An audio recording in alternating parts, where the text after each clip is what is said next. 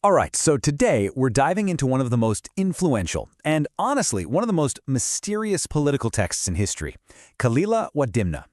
What if the key to political strategy wasn't in some dense philosophical text, but hidden inside a bunch of stories about talking animals? I know, it sounds a little strange, right? Talking animals to get a handle on politics? Seriously? But that's exactly the point. These weren't just bedtime stories for kids. For over 1,000 years, this book was a real-deal political survival manual. It literally trained generations of kings, princes, and their advisors. You see, the real genius of this whole thing is its two layers of meaning.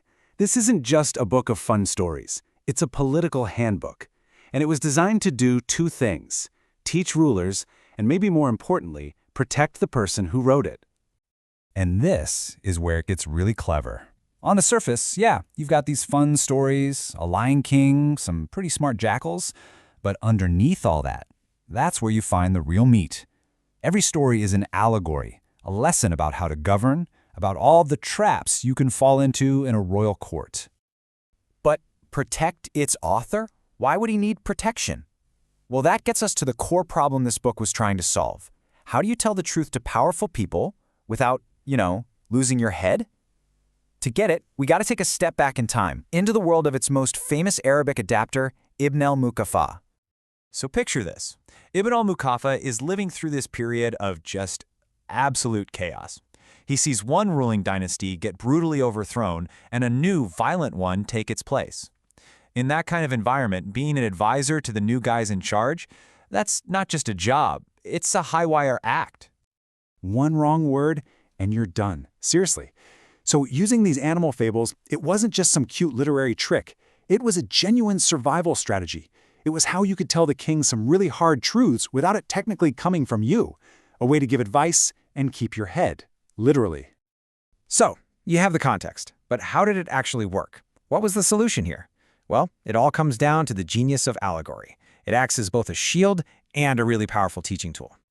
Okay, so the whole book is built on this one idea, allegory. Basically, it's a story with a hidden meaning.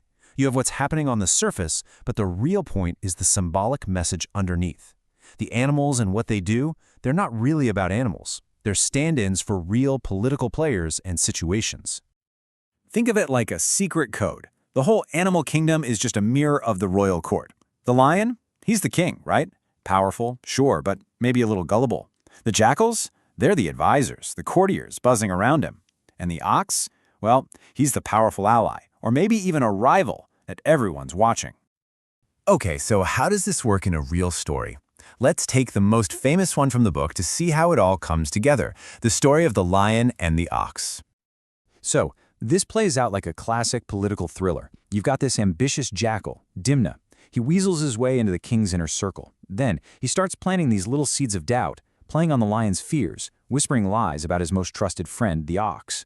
The king gets so paranoid that his trust just shatters. And in a moment of fury, blinded by this bad advice, he kills his innocent friend. It's this tragic lesson about what happens when a leader listens to the wrong people. So, after all this time, what's the big deal? Why are we still talking about this book today? Well, because its influence was just massive, absolutely colossal. Get this number in your head, 750.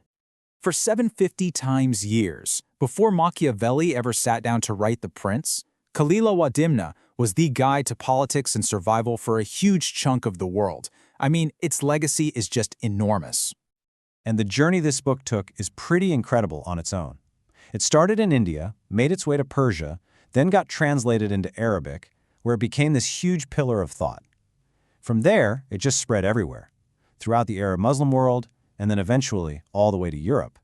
In this quote right here, it nails the core message of the book. The whole idea is that power and wisdom need each other. They're totally dependent. If you have brute force, power, without any knowledge to guide it, well, that's how you get tyranny. Knowledge isn't there to compete with power, it's the brakes. It's what stops the whole thing from crashing.